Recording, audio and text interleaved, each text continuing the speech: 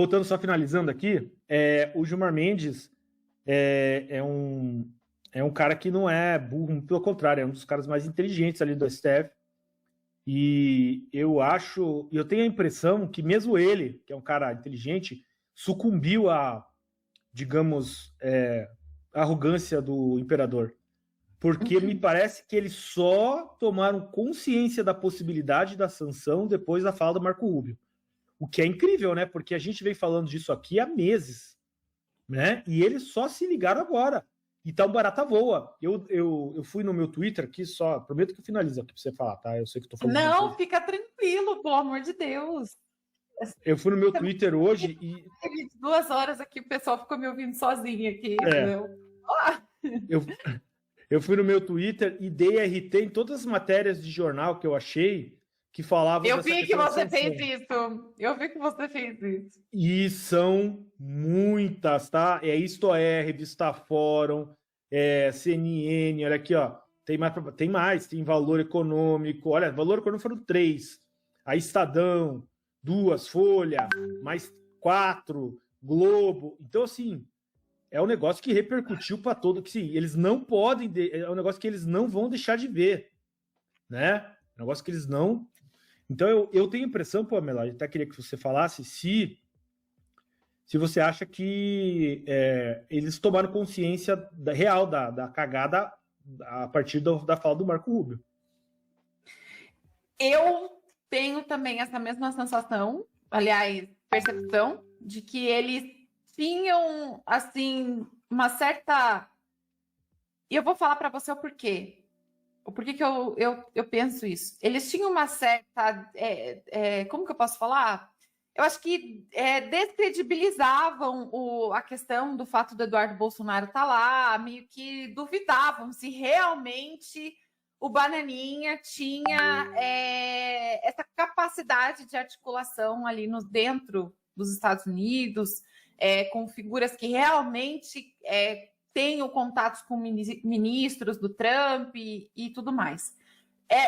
A gente parte desse pressuposto de que eles duvidavam que, não só pelo Eduardo Bolsonaro, mas até pelo fato do Jair Messias Bolsonaro ter tido bom relacionamento com o governo Trump no primeiro mandato dele, de ambos, né? No primeiro mandato de ambos, tanto do Bolsonaro quanto do Trump,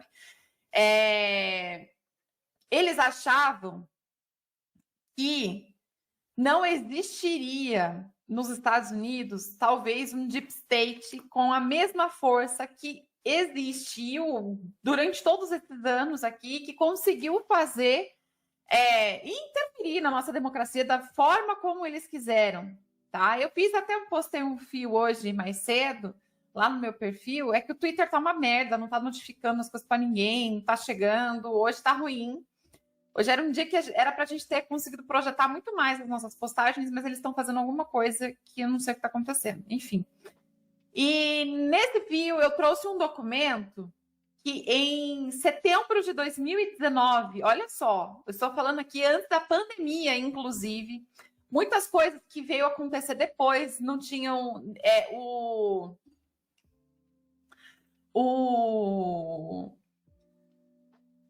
cenário econômico, tudo, ninguém nem imaginava o que aconteceria, mas ainda com 9 meses de governo do presidente Bolsonaro, a pressão dos deputados de esquerda aqui, PT, os partidos da base do petismo e tudo mais, foram lá nos democratas e conseguiram fazer uma manobra lá através dos deputados democratas que pedissem ao governo Biden, aliás, a presidência da Câmara ali, né, dos Estados Unidos, a Câmara dos Deputados, que vetasse, que votasse contra todo e qualquer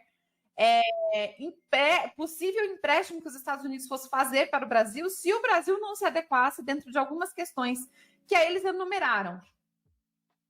Fizeram uma lista com mais de 20 pontos lá, e um dos pontos, inclusive, era com que o governo brasileiro colocasse pressão na própria Suprema Corte para que soltasse o Lula da prisão, porque ele era um preso político e que né? Ainda há um trecho ali que meio que eles não falam a palavra fraude, mas eles contestam os resultados das eleições em 2018, porque eles dizem que Lula não participou do pleito, tá? Isso os democratas americanos solicitando ao governo americano que implicasse sanções econômicas sobre o Brasil, tá? Não era sobre o Jair, não era sobre nenhum ministro do Jair, era sobre o país.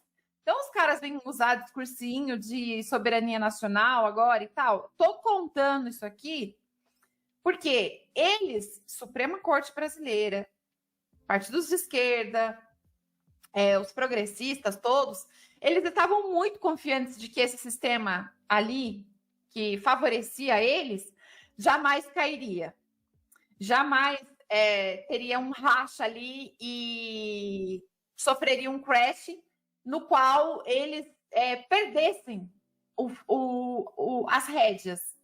E aconteceu, né? Veio a eleição do Trump, está se configurando um novo deep state ali nos Estados Unidos, com novas empresas, com novos grupos econômicos, com novos bancos, com tudo.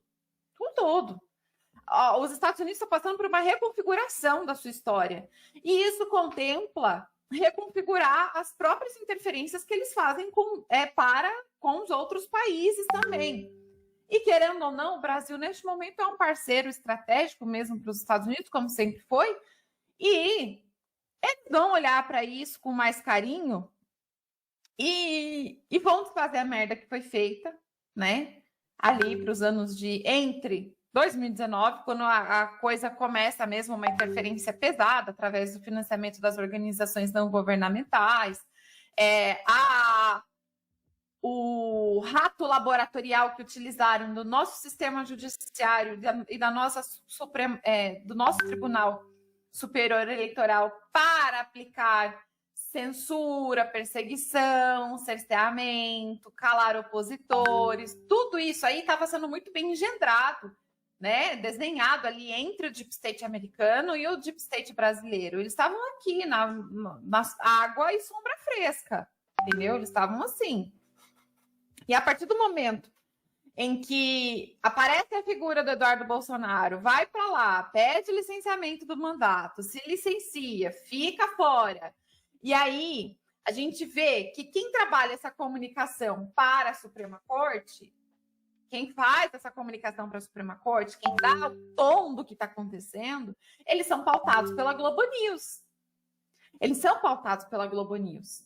Tanto é que aquelas secretinas que ficam ali, aquelas jornalistas secretinas, ficam, né, com o celularzinho na mão. Ai, porque eu falei com o ministro, e aqui o ministro, e não sei o que o ministro, eu tenho aqui fontes do ministro, e não sei o que. Eu não vi esse comportamento já durante essa semana. Entendeu? Eu já não vi isso acontecendo. Ninguém falou com o ministro não falou com ninguém. Ministros não revelaram, fontes dos ministros não revelaram nada.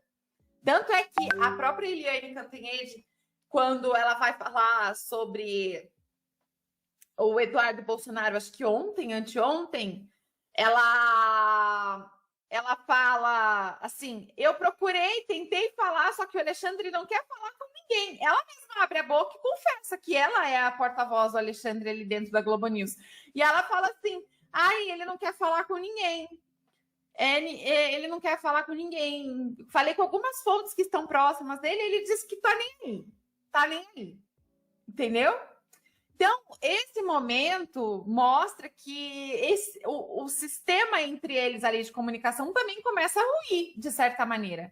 Porque os caras olham e falam assim, beleza, vocês sempre falaram pra gente aqui que isso não ia acontecer, que não tinha chances, vocês sempre apuraram mal as coisas para vocês trazerem aqui pra gente. E agora, como é que a gente fica? Como é que vai? Como é que vai ser essa situação daqui para frente?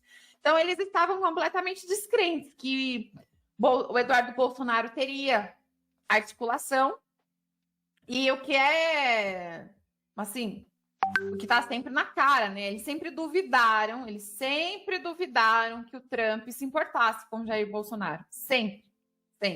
Só que a questão aqui, gente, não é falar de Jair Bolsonaro e nem de Eduardo Bolsonaro, mas as violações sobre os direitos humanos, das quais o ministro Alexandre vem cometendo durante o seu mandato e na sua posição ali dentro da Suprema Corte,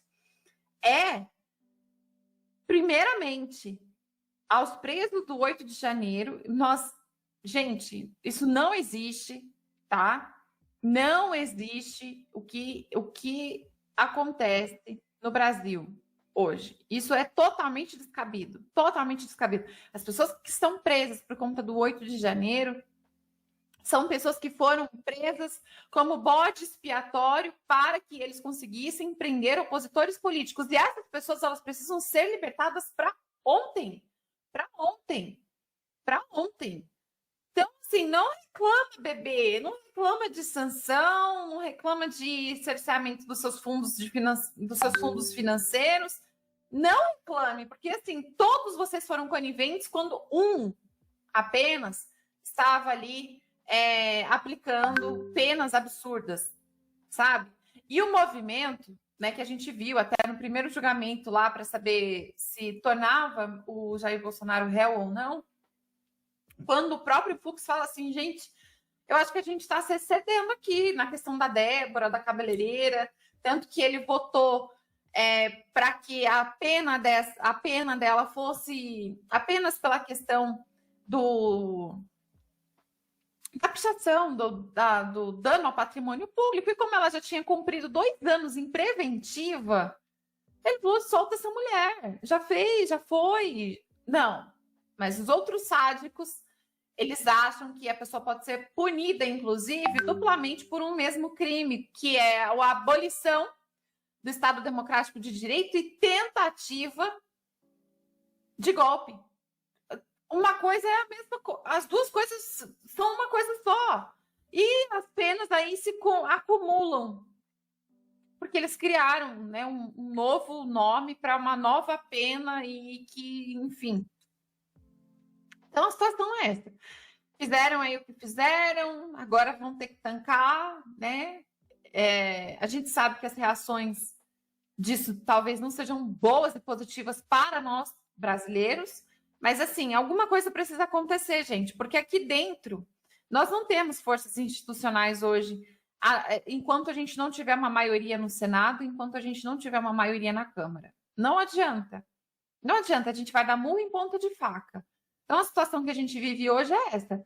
Até 2026, até que a gente consiga ter essa transformação das cadeiras políticas, nesse período aqui, as coisas têm que correr do jeito que elas estão correndo mesmo, buscando ajuda externa, porque cada dia que passa é um dia a mais que a Débora, por exemplo, está passando longe dos seus filhos. E o Eduardo Bolsonaro, ele está fazendo um papel, assim, exemplar. E não é por ele especificamente. Não é só pelo pai dele. Ele não está defendendo só a família dele. Ele está defendendo nós, que somos brasileiros, porque daqui para frente, se nada acontecer, qualquer um de nós que venhamos a falar coisas antidemocráticas, né? Porque a gente não tem o manual hoje do que é o dicionário das palavras antidemocráticas. Nós não temos isso às claras. Então, a situação que a gente vive aqui é essa. A gente tem ainda alguns bons meses para as eleições do ano que vem, um pouco mais de um ano. Mas vejam bem, hoje, lá no julgamento, como bem o Luiz Eduardo está colocando aí, quase um cara que é esquerda raiz, como o Aldo Rebelo, ultranacionalista, leva a cana porque ousou subir um pouquinho o tom de voz. Então, pelo amor de Deus, a gente não pode ficar de braços cruzados esperando que as coisas se resolvam aqui dentro de forma institucional. Alguma coisa tem que ser feita. E aqui vou dar meus parabéns mais uma vez ao Eduardo Bolsonaro pelo trabalho que vem fazendo. E quem não acreditou nele, ema, né? Cada um com seus problemas, agora aguenta.